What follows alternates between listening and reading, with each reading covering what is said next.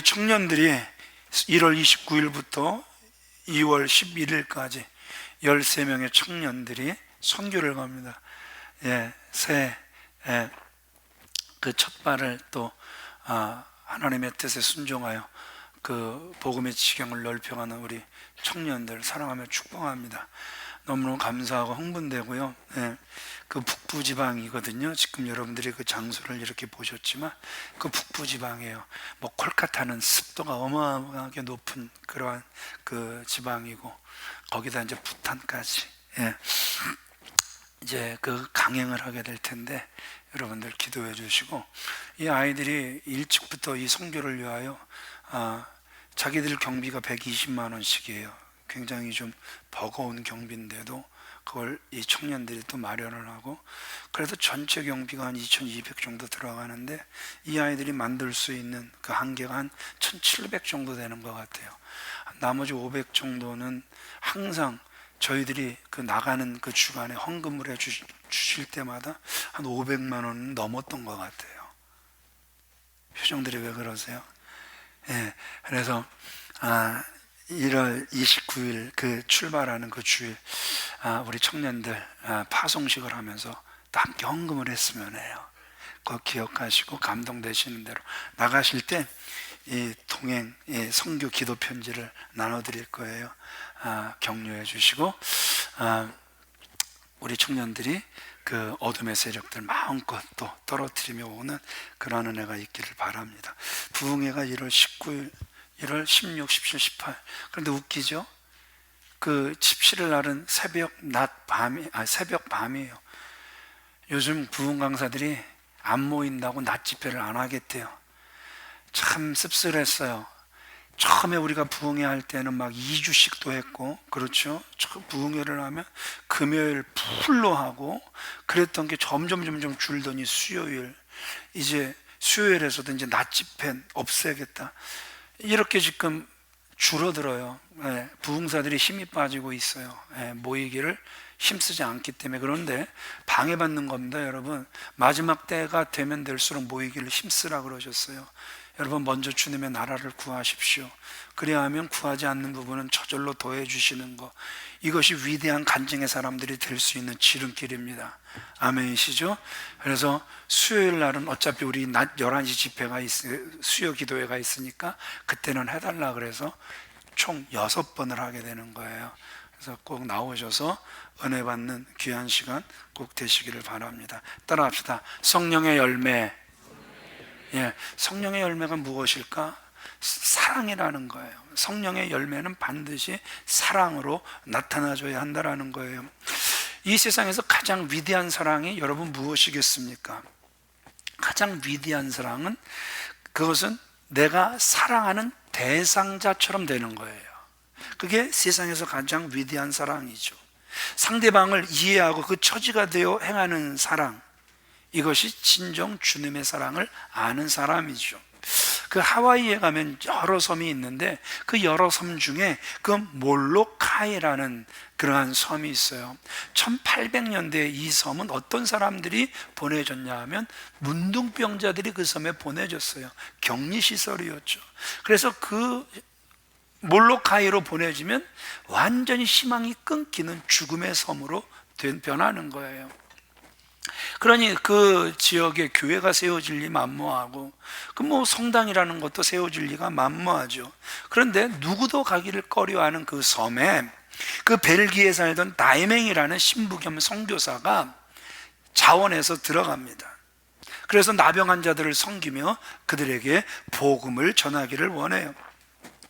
그 나병 환자들을 부지런히 그 섬기던 그 다미행 신부가 이제 주일 그 성도들을 이렇게 모아놓고 참 자유와 평화에 대해서 설교를 합니다. 그랬더니 그 설교를 들었던 그 나병 환자들이 예배가 마치면서 그 나가는 중에 그 다미행 신부를 향하여 당신같이 성한 사람이나 자유나 평화가 있지 온몸이 썩어 들어가는 우리 같은 사람들에게 자유나 평화 있을 수 없지요. 시작부터 그들이 마음의 문을 닫아버립니다.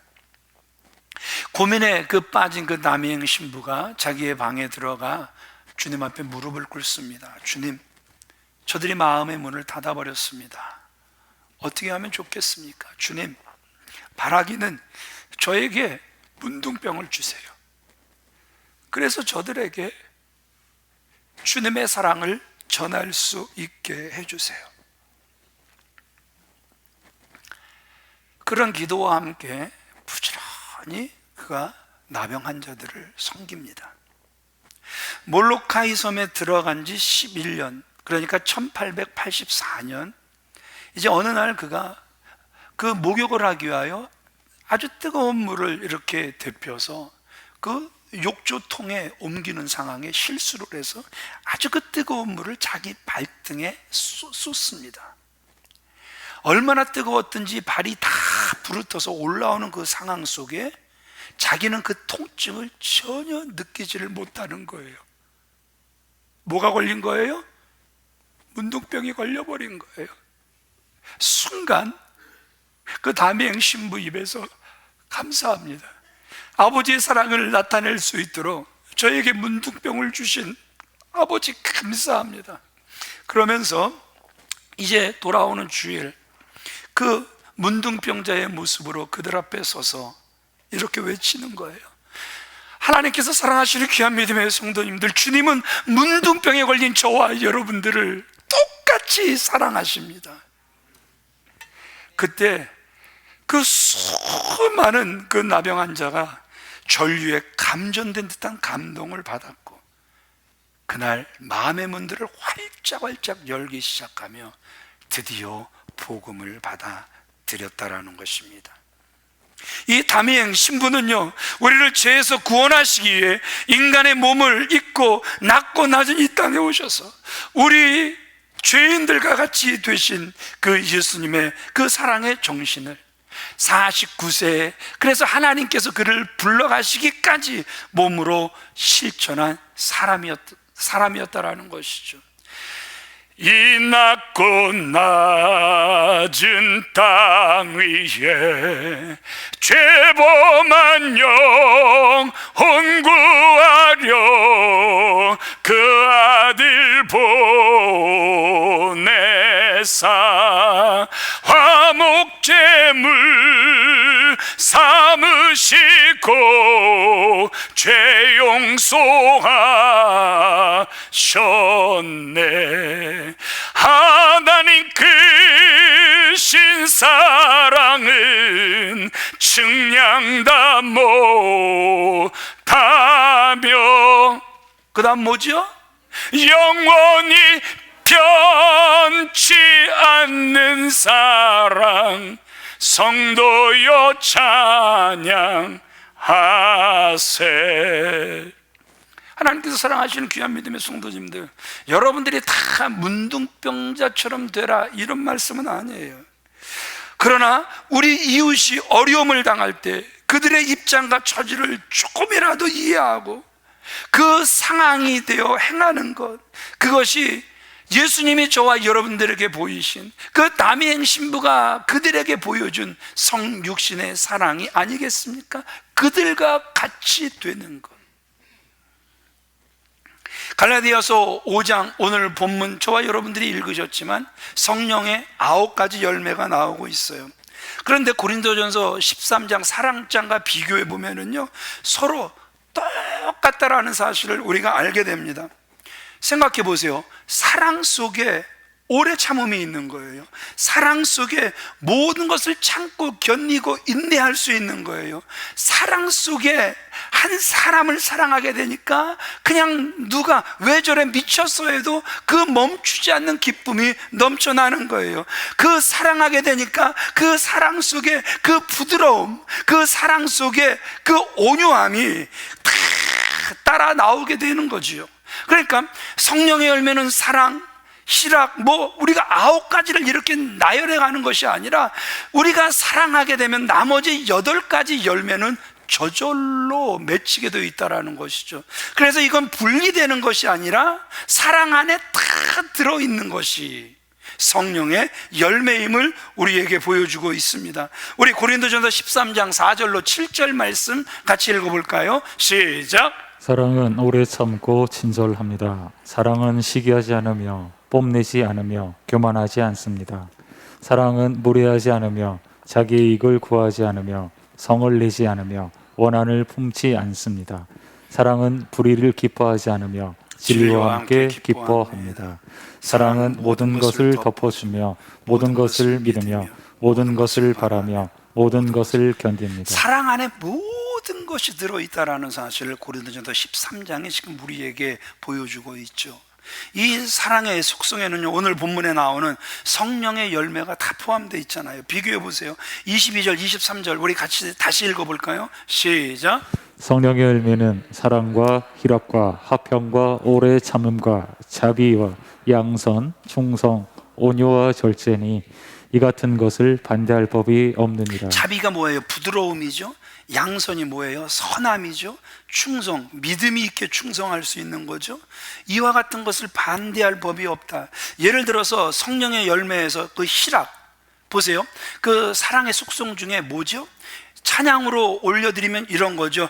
진리와 함께 슬퍼하네. 알기는 저보다 더 잘하신다니까요. 진리와 함께 기뻐하네. 그러니까 그 희락은 그 사랑의 속성 중에 진리를 기뻐하며 여기에 해당되고 있는 거예요. 절제, 보세요. 사랑의 그 속성 중에 모든 것을 참는 거예요. 모든 것을 견딘다. 바로 이 말씀이 여기에 해당되고 있죠. 자, 부드러움, 우리가 자비라고 읽었죠. 사랑은 무례히 행치 않고, 그래요. 사랑은 무례히 행치 않게 되는 거예요. 그 며느리와 그 72세 되신 시아버지가 한 집에 사는 거예요. 근데 그 시아버지가 보통 깐깐한 게 아니에요. 세상 말로 승질머리가 너무너무 불같은 거예요. 하여튼 며느라이가 좀 그 등산 간다고 밥을 싸주면, 도시락을 싸주면 에이고 며느라 고맙다 이런 말을 해야 되는데 2분 늦었다고, 야 2분이나 늦었잖아. 아이고, 들어도 짜증나요? 되게 짜증나요? 예. 그런 시아버지를 모시고 사는 거예요. 그런데 어느 날부터인가 이 시아버지가 별로 승질도 안 부리고 온유해지는 거예요. 도대체 무슨 일이 일어난 걸까 보니까 이 72세 된 시아버지가 65세 된 할머니를 만난 거예요. 그래갖고 사랑에 빠졌지. 롱롱롱롱롱롱 빠져버리니까 세상에 그때부터는 부들부들 온유 막 변하는 거예요. 야, 우리 시아버지도 변할 수 있구나. 그래갖고 이 예비 며느리가 얼마나 지혜로운지 예비 시어머니에게 딱 달라붙어 버린 거예요. 그래갖고 시아버지가 좀 꼬장꼬장하게 나가면 까장까장하게 나갈 때마다 그 예비 시어머니에게 딱 말을 해서 딱 막아주는 거예요.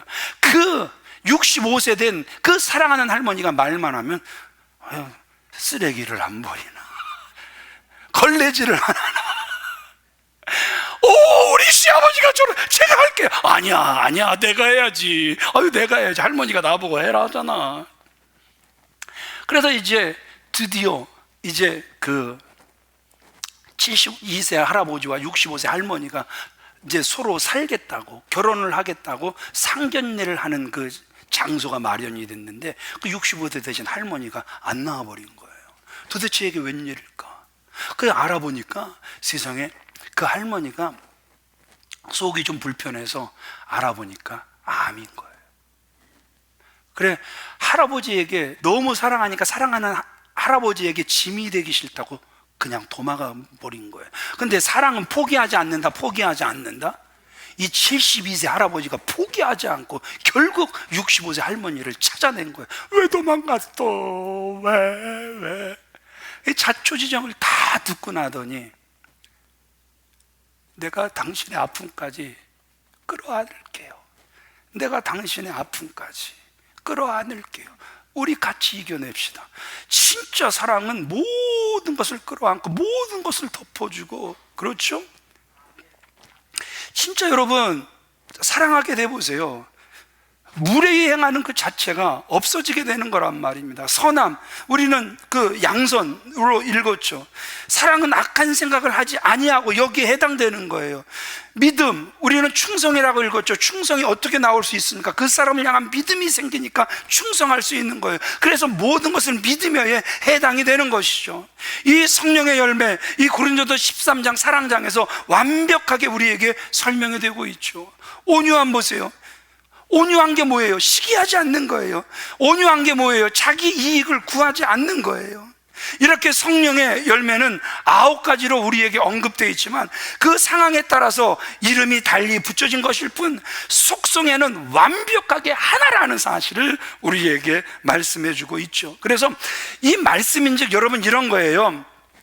저 사람은 참 사랑은 많은 것 같은데 인내심이 없어. 여러분, 이 말은 진리가 아니라는 거예요. 저 사람 친절은 한데 성질은 불같아. 아니, 저 사람 되게 친절한 것 같은데 아이고 성질머리는 왜 이렇게 급한지 모르겠어. 아니, 저 사람은 참 좋은 것 같은데 자신이 통제가 안 돼. 아니, 저 사람 진짜 좋은 것 같은데 왜 입만 열면 거짓말을 하지? 여러분, 이건 전혀 진리가 아니라는 거예요. 사랑은 썩내지 아니한다. 목사님 한 분이 계셨어요. 참 은사도 많이 받고, 그리고 그 교회 연합을 위해 물심양면으로 헌신하는 그러한 분이셨어요. 그런데 문제는 그분의 성품 중에 한 성가를 하는 거, 이게 늘 문제였던 거예요. 한 번은 교회들이 연합하여 예배를 드리게 되는데 이 헌신도가 높은 목사님을 제외시키고 다른 목사님들을 순서에 집어넣었더니 이 목사님이 열이 받아갖고 와갖고는, 아니, 저 사람들이 뭘 했다고, 내가 얼마나 여기 헌신했는데 왜 내 이름은 빼고 저 인간들을 집어넣은 거야? 도대체 이 집단이 뭐가 되려고 막 이러는 거야. 나 이 집단 눈뜨고 못 보겠어. 안 고칠 거야. 막 있는 대로 승질을 부리다가 여하튼 어떻게 참 조율이 돼서 돌아가면서 이렇게 나가다가 이렇게 휙 돌아보면서, 나 뒤끝 없는 거 알지? 뭐 없는 거 알지? 뒤끝 없는 거 알지? 그런데 자신만 뒤끝이 없지, 그 분노의 화살을 맞은 사람들은요, 그 사람만 보면 저 성질 더러운 놈, 저 성질 더러운 놈, 그 뒤끝이 평생 갈 수 있다라는 거예요. 이런 것을 보면서 우리가 참 사람의 성품 안 바뀐다, 이런 생각할 수 있어요. 그러나 우리가 예수님을 구주로 진짜 영접했다면 얼마든지 우리의 성품 바뀔 수 있다라는 것이죠. 이런 찬양이 있죠. 예수를 나의 구주 삼고 성령과 피로써 거듭나니 세상과 나는 간 곳 없고 누구만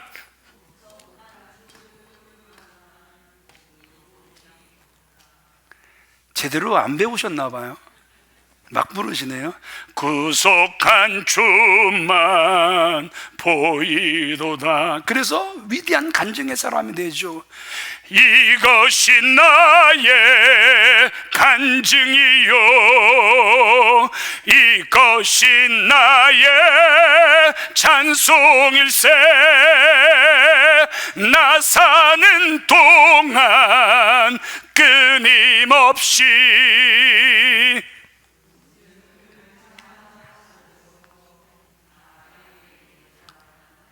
왜 이렇게 못 부르시나 그랬더니 제가 이거를 좀 바꿔서 이렇게, 그쵸? 찬송가가 아니라 이게 약간 이렇게 좀, 이걸 무슨 스타일이라 그러는 거예요?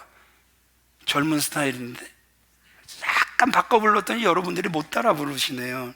예. 모든 것을 감싸주는 것도 우리 한번 생각해 보세요. 그 인디애나주의 한 학교에 그 15살이 된 브라이언이라는 아이가 안타깝게도 뇌종양이 걸리게 돼요. 그래서 방사선 치료를 받다 보니까 무슨 문제가 생기죠?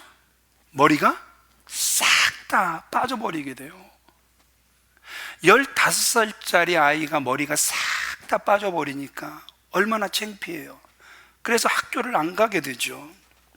학교를 계속해서 그 결석하다가 친구와 주변 사람들의 격려로 어느 날 이 브라이언이 그 용기를 내어 학교를 갑니다. 근데 여러분들이 이거 이미 다 기억하시는 사건이에요. 정말 감동적인 사건이었으니까. 그 교실의 문을 열고 들어가는 순간 세상에 자기 그 브라이언 눈에 비춰진 자기 반 아이들의 모습이 어떤 모습이었어요? 싹 다 브라이언처럼 돼버린 거예요. 머리를 반 전체가 다 삭발을 해버린 거예요. 그러면서 어떤 사진이 올라왔었죠? 그 브라이언과 함께 모든 반 아이들이 웃으면서 사진 찍은 모습을 올려서 전 세계를 감동시켰던, 누구처럼 되니까? 모든 반 아이들이 브라이언처럼 돼버리니까. 우리 믿는 사람들은요, 내 이익이나 내 입장만 생각하는 것이 아니라 다른 사람의 처지에서 생각할 수 있어야 되는 거예요. 그래서 늘 말씀드리죠. 우리의 그 생각이 참 어떻게 보면 세 종류로 나뉘어요. 그래서 우리가 그 아는 영어 보면은 그 understand이 있고 middle stand이 있고 up stand이 있어요. 근데 성경은 이해라는 단어를 understand 이렇게 이야기를 하죠. 그러니까 남을 이해하기 위해서는 우리가 아래 서서 봐야지, 같은 눈높이로 봐야지, 그냥 어중중한 자세, middle stand, 그냥 여기서는 그냥 나 애매하니까 그냥 나 여기서 middle stand이 돼버릴게, 이런 사람이 많으면 많을수록 진리가 설 수가 없는 것이고, 또 가정이나 사회나 교회나 어느 단체든지 upstand, 내 수준이 여기까지니까 니들 다 내 수준으로 올라와, 이렇게 끌어당기다 보면은 모든 사람들이 힘들어서 다 떨어져 나갈 수밖에 없는 상황이 이 upstand이라는 거예요. 하나님께서 사랑하시는 귀한 믿음의 성도님들, 정말 하나님의 교회가 교회다워질 수 있기 위해서는 여러분, 우리가 어떤 정신을 가져야 된다라는 거예요? 정말 남을 이해하려고 하는 understand의 그 자리에, 그 자세가 되어져야 한다라는 것이죠. 우리 교회는 2023년 남의 심정을 헤아릴 줄 아는 사랑의 원리를 아는 성도님들이 늘어가게 되길 바랍니다. 그렇게 될 때 우리 수원영락교회가 건강한 교회로 자리 잡게 될 줄 믿습니다.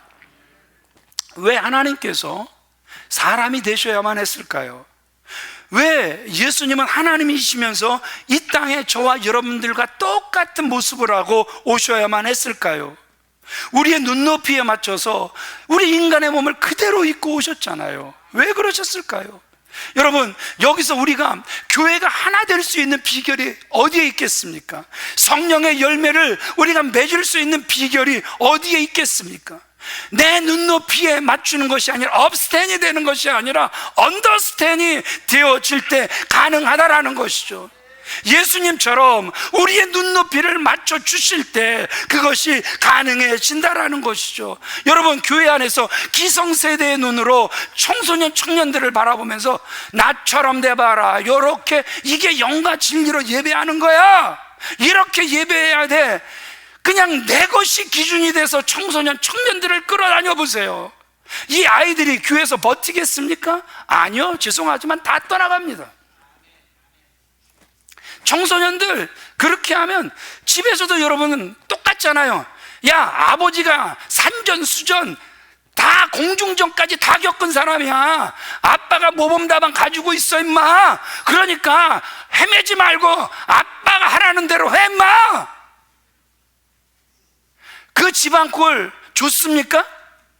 자식들이 그 아버지의 말을 따라줍니까? 절대 안 따르잖아요. 아버지는 아버지고 나는 나예요. 그래서 집에 들어가 봤자 고독이죠. 나와 상대해 줄 사람이 없어요. 누구처럼 되라니까? 나처럼 되라니까. 그러나 자녀들 그 눈높이에, 그래, 아빠도 청소년 때 그랬어. 아빠가 깜빡깜빡했어. 그러니까 제 친구가 하여튼 한우 고깃집을 크게 하고 그 버스 그 시내버스 회사를 하는 그 친구가 있어요. 근데 이제 그 집에 그 모임이 있어서 이제 식사를 하게 되는데, 이런 말을 하는 거예요.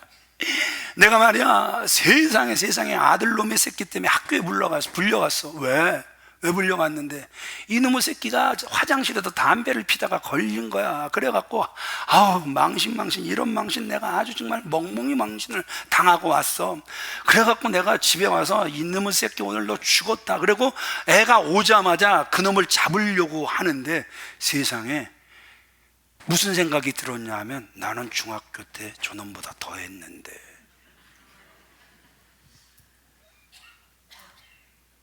참 그래도 그 친구가 신앙생활 한다고 꽤 몸부림하던 아이거든요. 성령이 깨닫게 하셨어요. 넌 더 했잖아 임마.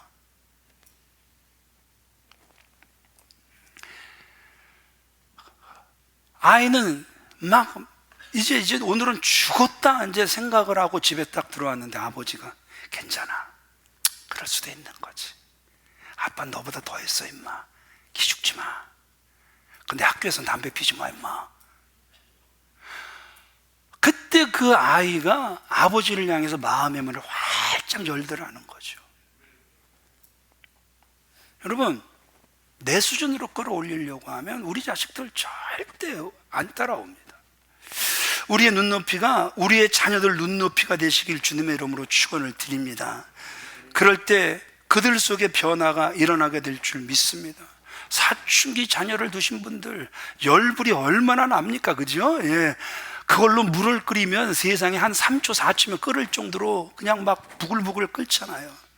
그럼에도 불구하고 우리는 그들의 눈높이에 맞춰줄 수 있어야 된다는 것이죠. 오늘 사도 바울을 우리가 그 사도 바울의 선교의 그 핵심을 우리가 보게 돼요. 그 선교의 핵심을 보면서 여러분들이 읽으면서 좀 한번 답을 찾아보세요. 어떻게 했길래 그 사도 바울이 그 열매를 많이 맺을 수 있었을까? 오늘 성경을 읽어보시면서 같이 답을 찾았으면 좋겠어요. 자, 고린도전서 9장 20절로 22절 같이 읽어보겠습니다. 시작. 유대인들에게 내가 유대인과 같이 된 것은 유대인들을 얻고자 하며 율법 아래 있는 자들에게는 내가 율법 아래 있지 아니하나 율법 아래 있는 자같이 된 것은 율법 아래 있는 자들을 얻고자 하며 율법 없는 자에게는 내가 하나님께는 율법 없는 자가 아니요 도리어 그리스도의 율법 아래 있는 자이나 율법 없는 자와 같이 된 것은 율법 없는 자들을 얻고자 함이라. 약한 자들에게 내가 약한 자와 같이 된 것은 약한 자들을 얻고자 하며 내가 여러 사람에게 여러 모습이 된 것은 아무쪼록 몇 사람이라도 구원하고자 함이니. 자, 같이 읽어 내려가셨어요. 지금 여러분들이 무슨 답을 얻으셨습니까? 지금 읽어 내려가시면서 지금 여러분들이 얻으신 답이 뭐예요? 눈높이에요. 사도 바울이 철저하게 그들의 눈높이를 맞춰주는 거예요. 나 배운 만큼 배운 사람이야. 나 사내들인 공회의원, 국회의원까지 지냈던 사람이야. 그냥 나 수준 굉장히 있는 사람이니까 너희들 내 수준에 맞춰. 내가 당신들에게 가준 것만 해도 고맙게 생각해. 그렇게 말을 하지 않습니다. 정말 그들의 영혼을 사랑하니까 그들의 눈높이에 맞춰주고 있는, 그래서 영혼의 열매를 몇 명이라도 구하기를 원하는 그 사도 바울의 거룩한 몸부림을 지금 여러분들은 같이 읽어 내려가셨다라는 것이죠. 여러분들의 자녀를 얻기를 원하십니까? 눈높이를 맞춰주세요. 교회 안에서 성도들을 얻고 싶습니까? 눈높이를 맞춰주시라는 거예요. 직장에서 사람들을 얻고 싶습니까? 눈높이를 맞춰주라는 거예요. 그러면 그 사람들 얻게 될 거다. 오늘 사도 바울도 우리에게 똑같이 말씀하고 있는 거예요. 그러면서 이 사도 바울이 감히 어떻게 나를 본받으라 할 수 있었는가? 그냥 메시지가 워낙 강력하니까, 메시지를 전하면 막 환자들이 벌떡벌떡 일어나니까? 아니요. 그가 철저히 주님을 닮아 주님처럼 눈높이를 우리와 같이 해주니까 나를 본받아라 할 수 있었다라는 것이죠. 아멘이십니까? 아멘이십니까? 여러분, 오늘 주님을 통해서도, 오늘 사도 바울을 통해서도 눈높이가 얼마나 중요한지 우리는 다시 한번 깨닫게 됐다라는 것이죠. 하나님은 우리를 말로만 내가 너 죽도록 사랑한다, 봐 이놈아 얼마나 사랑했으면 예수를 너희들의 몸을 입고 가게 있잖아 이놈들아. 그런데도 내 사랑 몰라 이 철없는 놈들아. 매질을 하시는 분이 아니라 우리가 그 사람, 그 하나님의 사랑을 알 때까지 인내해 주시는 사랑이라는 사실 또한 우리는 너무나도 잘 알고 있지 않습니까? 신약 초기에 영지주의자들이 있었어요. 이들은요 이렇게 이야기를 합니다. 예수님이 실제로 육신을 가지고 오신 것이 아니라 예수님은 영만 가지고 오셨다. 여러분 어떻게 생각하십니까? 이들의 말이 여러분들 귀에 그럴듯합니까? 여러분 절대 속지 마세요. 그러면 예수님은 이 땅에 오셔서 그 공생의 기간 동안 철저하게 우리를 속이신 거예요. 연극하다 가신 거예요. 어떻게 그 영만 있는 몸이 가시관을 쓰시니까 피가 흐르고, 어떻게 영만 계신 분이 채찍에 맞으시니까 그 쌀이 탁 터져 그 쌀 속에서 피가 나오고, 옆구리를 창으로 찌르니 그 옆구리에서 물과 피가 싹 다 쏟아져 나오고. 이게 여러분 영국으로 가능합니까? 이게 영국으로 가능합니까? 이게 어떻게 잘못 배웠는지, 배웠다고 배운 것들이 이런 소리를 하고 있다는 게 여러분 너무너무 안타깝지 않습니까? 근데 만약 그들의 주장이 사실이라면 우리의 구원 없는 거죠. 그분은 육신을 입고 이 땅에 오시질 않았으니까. 십자가에 돌아가신 것도 다 연극이죠. 부활 있을 수가 없는 거죠. 그러면 정말 안타까운 건 뭐냐면 우리에게 구원은 있을래야 있을 수 없다라는 것이죠. 하나님의 사랑은 구체적이셨습니다. 하나님의 사랑은 실제적이셨습니다. 그게 바로 우리를 사랑하사 성육신하신 목적이었단 말입니다. 하나님은 뒤에서 팔짱 끼고 우리가 어떻게 사나 쳐다만 보시는 분이 아니시죠. 그분은 우리를 끝까지 도와주시길 원하시고 끝까지 도우시려고 성령으로 우리에게 임하신 줄 믿으시면 아멘 하시기 바랍니다. 그래서 그 이름은 임마누엘, 임마누엘, 임마누엘. 우리와 함께하네. 그 이름은 임마누엘. 우리가 이렇게 찬양하는 것이죠. 말씀을 마치길 원합니다. 어떤 사람이 자기가 가지고 있는 밭 중에서 가장 기름지고 좋은 밭에 그 구덩이를 깊이 파고 좋은 거름 주고 그 위에 무화과 나무를 심었습니다. 온갖 정성을 다해 나무를 가꾸고 좋은 열매를 기대했는데 3년 동안 열매를 내놓지를 않습니다. 이 모습을 지켜보는 농부의 심정은 어떠했겠습니까? 그냥 제가 제 생각을 말씀드린 것이 아니라 누가복음 13장 6절로 9절 말씀을 제가 여러분들에게 들려드린 거예요. 이 말은 이 시대를 살아가는 저와 여러분들에게 주시는 교훈이죠. 하나님은 결국 저와 여러분들에게 무엇을 원하시는 분이십니까? 열매를 원하시는 분이시죠. 그러면 하나님이 저와 여러분들에게 요구하시는 열매는 어떤 열매이겠습니까? 분명히 성령의 열매이겠죠. 특세를 제가 진행을 하면서 마지막 5째 날 요한복음 4장 36절 말씀을 읽어드렸죠. 거두는 자가 이미 싹도 받고 영생에 이르는 열매를 모은다. 영생에 이르는 열매를 모은다. 천국을 예비하고 우리를 데려가실 건데, 그런데 세상에 여기서 보니까 열매를 거둔다. 저와 여러분들을 무엇으로 보고 계시는 거예요? 열매로 보고 계시는 거예요. 2023년을 시작하시면서 여러분 잠깐 2022년을 되돌아보시자고요.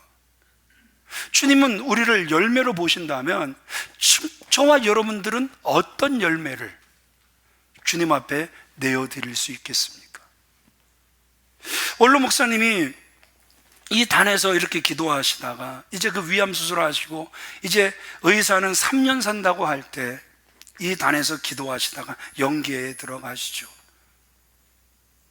그러면서 그 천사가 원로 목사님을 계속해서 이렇게 끌고 가고 이렇게 데리고 가시고, 그래서 이렇게 서 있는데 원로 목사님의 생각이 뭐였다고요? 내가 하나님 앞에 내놓을 수 있는 게 무엇일까? 내가 하나님 앞에 내놓을 수 있는 게 무엇일까? 계속 그 생각만 하셨다 그러죠. 정말 여러분, 우리가 하나님 앞에 설 때 우리가 하나님 앞에 내놓을 수 있는 열매, 그래서 열매를 거두는 천사가 그 열매를 보며 그 열매를 거두어갈 때 우리가 내어놓을 열매가 반드시 있어야 될 줄 믿습니다. 그러기에 이제 2022년 회복을 넘어 이제는 성령의 열매를 맺는 교회, 성령의 열매를 맺는 성도, 다시 한번 주 안에서 새롭게 다짐하시며, 그래, 2023년 주여 주님이 원하시는 열매를 맺겠습니다. 거룩한 선포와 함께 거룩한 몸부림을 하시는 저와 여러분들이 주 안에서 다 되어지시길 주님의 이름으로 축원을 드립니다.